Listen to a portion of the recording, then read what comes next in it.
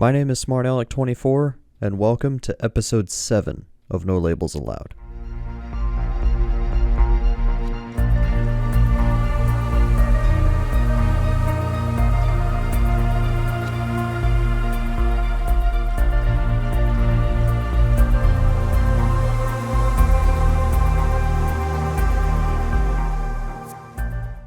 Hello everybody, it has been a while. I did mention before that I would not be doing this podcast every single week because I did get another job. But work has been kind of slow lately, so I figured, you know what, let's try to remember how to do this and let's make a new episode. So yeah, here I am, episode 7, No Labels Allowed. I had a lot of topics lined up for the podcast, but I wasn't quite sure which one I wanted to do. And then today I randomly was thinking about it. I'm like, you know what? I've never told my story as far as how I got into gaming. I play a lot of video games. I speedrun a lot of video games. They've been a part of my life for around 20 years. So I figured, you know what, let's do an episode and I'll talk about how I got into gaming.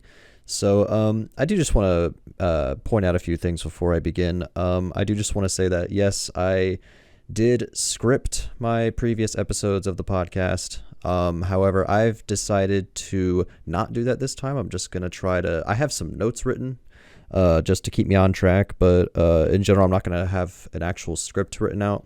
Part of it is just because it is time consuming to do that. I would do it if I had a ton of time, but now just because work is a bit slow, I have enough time to do an episode, but I don't have enough time to script it out or anything. Plus, if this format works better, then hey, I'll keep it in mind for next time. But anyways, let's talk about how I got into gaming. So how I got into gaming, the story kind of begins before I was even born. Before I was born, my parents, around the time they first got married, I think back in the late 80s, they bought an NES. They had an NES before any of us kids were born, which was the first time I heard that story. I was like, okay, interesting. But anyways, so they would play Mario Brothers 3, Mario 1. They would play, a couple games here and there. But then I have two older siblings, and once they were born, they would play the NES, and they had a Super Nintendo as well. And then when I was, born, for the first 4 years of my life, I couldn't really do anything. But I did start playing the NES when I was 4 years old, and I was just hooked on it. I played that a lot. I played a lot of Super Mario Brothers 1 and 3. Mario 3 is probably my favorite NES game.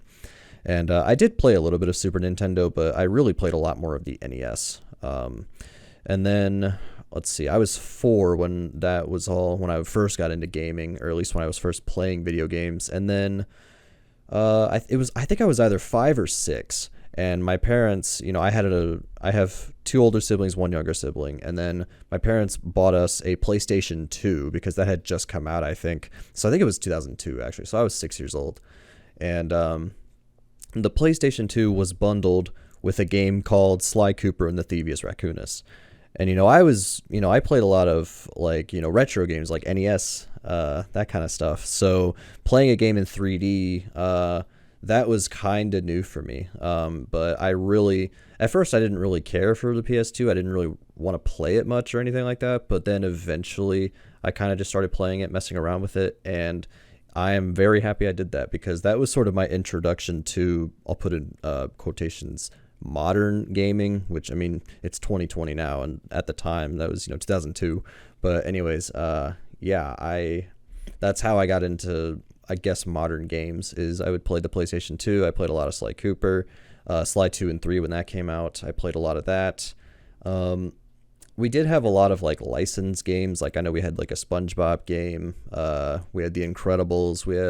I can't think off the top of my head, but yeah, we had a few licensed games as well. And then we had just had a few random games that we probably sold at various yard sales and whatnot. But yeah, I played a lot of, I guess, simpler games, for lack of a better term. I wasn't into games that were that had a really in-depth story or anything like that. That really wasn't what I was into at the time, at least when I was a kid. eventually that changed, but yeah. Eventually I played, eventually we got a GameCube, and so I played stuff like Pokemon XD and that kind of stuff. I probably should talk a little bit about like handheld games as well, because I did have, when I was a kid, a Game Boy Color. Around the same time I was playing NES. Unfortunately, I did lose that when I was young. It had a cartridge of Super Mario Land in it, and I don't know where it ended up, but I lost it, which really sucks. But it's years later, and I have a new card of Mario Land, so I think it's okay. But yeah, I think it was 2003 for Christmas. Me and my two brothers, we all got Game Boy Advances, and I remember getting Donkey Kong Country for Game Boy Advance as my game. But then eventually I got into Pokemon, and so I played Pokemon Leaf Green, Pokemon Sapphire, I think is the other one I played. Or maybe it was Ruby. I don't know. I played a lot of Pokemon games. And then eventually I got a Nintendo DS, and so I was playing the Pokemon games there. I played New Super Mario Brothers, and a couple licensed games here and there. And then I think, I still was kind of playing a lot of games that I hesitate to say weren't in depth, because some of them kind of were, but I wasn't playing a ton of, like, the games I play nowadays kind of are different from the games I would play back then. But around the time we got the Nintendo Wii, I was playing that a lot. Like, I know that console was designed, for, multiplayer, for families, that kind of thing, which, we still did. We still played a lot. Like, even my grandparents played the Wii at a couple points, but or at least like when they were visiting, we would play the Wii. But anyways, so I played a lot of Wii games. I played a lot of like Wii Sports, Super Smash Brothers Brawl. I can't name a ton of games off the top of my head, but trust me, I did play a lot of the Wii. And we had a lot of games for the Wii that we eventually sold at like yard sales or whatever. And, I did play a lot of the Virtual Console service, so I never had a Nintendo 64 as a kid. However, I did play Super Mario 64 on Virtual Console for the Wii and really liked that game. I have a Nintendo 64 now, but at the time I did not. But around the time when I was in high school, like I guess around the middle of high school, there wasn't a ton of video games that I was interested in playing, I guess. I only had a Wii. That was the newest thing I had. But a lot of my friends, they had Xbox 360s. And so I figured, you know what? I think I want to get a 360. I was around 15 years old, and, rated M games, we didn't really play a ton, or at least I didn't play a ton. But my parents, they were okay with me playing rated M games at that point. Plus this was around the time that my younger brother actually got a PS3 because he wanted to play like Call of Duty and stuff like that. But I did play Call of Duty a little bit, but I didn't play a ton of it. I wasn't incredibly interested in it. I think we had Call of Duty World at War on the Wii, and I think maybe I had Black Ops for a bit, but I ended up selling that. But yeah, it just wasn't quite the same, but eventually I did get an Xbox 360, and then I started playing games like Gears of War, Fable 3, Halo Reach. I finally started playing Halo for the first time ever. So a lot of games that I was kind of missing out on, and a lot of games that my friends were playing, I was finally able to, enjoy those games. And some of those games had really in-depth stories and that kind of thing. It wasn't just, I don't quite want to say mindless entertainment. There are some video games, admittedly, where you don't have to, think about it a ton, or it's not quite in depth. Like, for example, like Pac-Man, for example. Yeah, it's a great game, but, they're not focused on story or anything like that. Like, yeah, there is technically one, but it's not like the focal point of it or anything. But yeah, I was playing a lot of Xbox at the time. And I didn't really play too much of PC games. Like, I guess when I was a kid, I would play a lot of Roller Coaster Tycoon 2, I guess, because that was something that one of my siblings had, and so I would play that. But yeah, I didn't play a ton of PC games, so I don't really have too much of a connection there. Eventually I did, because I upgraded my PC a little bit. I got a graphics card, which I actually still use. It still works okay. I might upgrade in the future, but yeah, I got a new graphics card, new fan and everything, so I could play PC games on my PC. I know, shocking that you can play a PC game on a PC. Anyways, but yeah, so I would play some Steam games. Like I remember some of the first few games that I did play on Xbox 360 first. Like I played stuff like Mass Effect 2, Batman Arkham City, which are phenomenal games. Like if you haven't played either of those, I would highly recommend it. Um, but yeah, I did buy those on Steam, and I would play those on Steam just to see the difference. And yeah, it was pretty significant at the time. So yeah, I there was kind of a brief period where I wasn't playing a ton of new games. I guess it was around the beginning of college. I'm kind of fast forwarding a lot, but yeah, I when I got to college, I started kind of playing more retro games. This is around the time where I started getting into speed running. So I would play a lot of games I've played before. I wasn't too into new stuff. I did eventually get a PS4, which I still have, and honestly, at that point things kind of don't. They're not really significant. It's not like significant events or anything, because now I have a ton of consoles. I have a Switch, Xbox One. I have my own PS3, PS4, Yeah, I just said Xbox One. I even went back and bought a Sega Genesis. I bought a Nintendo 64. I have a Dreamcast even, which admittedly the Dreamcast doesn't get played a ton, but I still have it, and there's still a couple games that are pretty cool. It's still a pretty cool console. I'm looking around my room to see what else I have. I did get a PlayStation Vita, which that is my least played system probably ever. I don't know, Dreamcast maybe less played than that, but yeah, the PlayStation Vita I do have. There's a few good games on that, but nothing really significant. And then I have a 3DS now as well, or at least I got one. I was actually a 3DS ambassador, believe it or not. So yeah, that's sort of like a timeline of games and like what I got into at certain times and all that. But yeah, technically my story of gaming is just I've always been playing video games as long as I can remember. I can't really remember anything from before I was 4, except for a couple little snippets here and there. But yeah, my parents had video game systems before I was born, and some people just played video games as a pastime, which is completely fine. I still do it, but I kind of took it a lot more seriously. So I guess this is going to transition into my next thing to talk about is why do I take gaming as seriously as I do?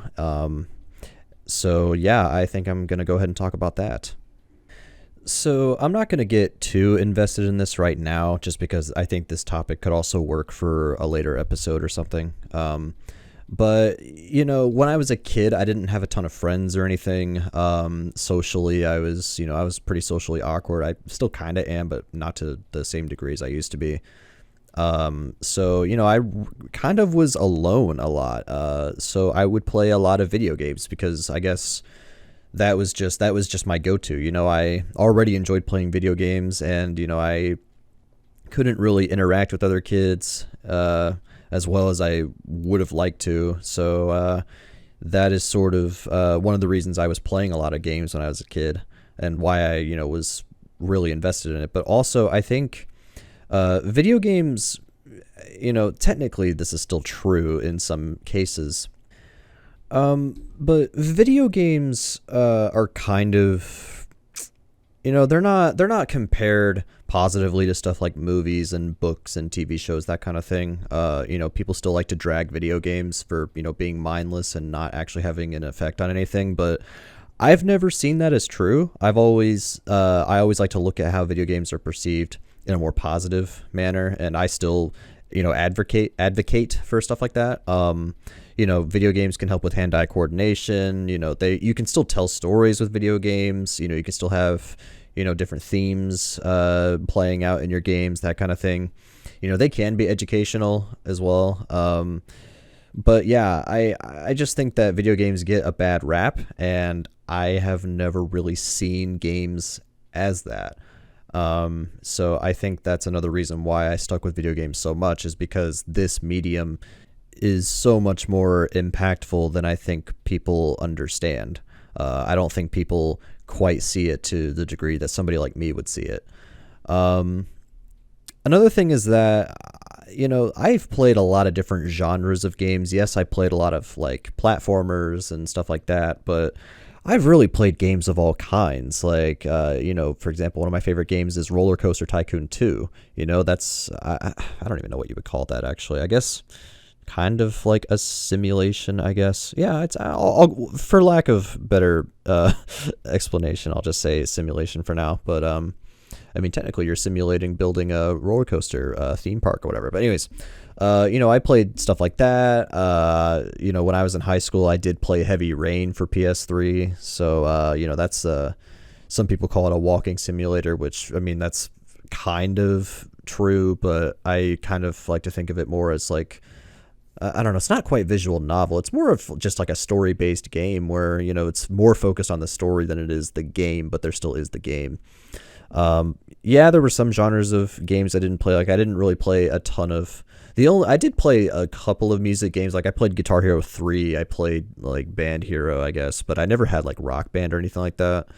But, games that had like singing or all that stuff, I don't play those because I can't sing. But some people who know me today will might get a laugh out of this. I didn't really play a ton of like RPGs. I did play some like action RPGs in high school. Like I played Mass Effect 2. I played Fallout. But games, Japanese RPGs like JRPGs, Final Fantasy, stuff like that, I didn't really get into too much until college. I never hated them or anything like that. Like some people will try to, convince me of, but, no, today I have played quite a few JRPGs that I really enjoyed, like Persona 5, Xenoblade Chronicles, Final Fantasy 7 Remake. I did an episode on. I really enjoyed that. But yeah, I've never really hated any particular genre of games. I've been open to all kinds of those, and I think that's pretty different compared to something like books or movies, TV shows, because there's some movies I don't like or I don't care for. There are some TV shows, genres that I don't really want to sit there and watch. Same goes for books, some books I think have more interesting themes or genre, whatever. Some books are very different, and those books I prefer. I don't read a ton of books anyway. I haven't. The last time as of recording this, the last book I read I think was in 2018, early 2018. So it's been more than 2 years. But yeah, I think video games were just a lot more open to me, I guess, as a medium. So I think that's why I have stuck with video games for a while. It's also interesting to see the history of games as well. I researched video games by myself just in my spare time, and video games were I guess the first like real video game, if you even want to call it, was made in the late 50s, Tennis for Two.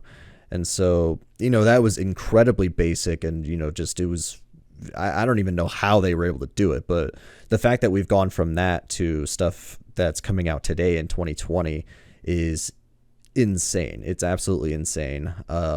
It's really cool to see the progress that this medium, it's cool to see what this medium can actually convey and what it can do for people. It's just really cool to see progress there. And yeah, you can see the progress in movies, TV shows. I get it. But I think that for video games, there's still new ways to make games. There's still new ways to do it. And that's, to me, it's just really cool. It's really cool seeing the progress. It's cool playing my NES 1 second, and then the next second I'm playing Ori and the Blind Forest on my Xbox One. It's really cool to see progress like that. So I did stop the recording there just for a little bit to take a break, and I realized that I say the phrase a lot. But anyways, I'm probably going to say it 100 more times. But yeah, that's kind of how I got into games and why I still play games. I really think that video games do a lot more than people think they do.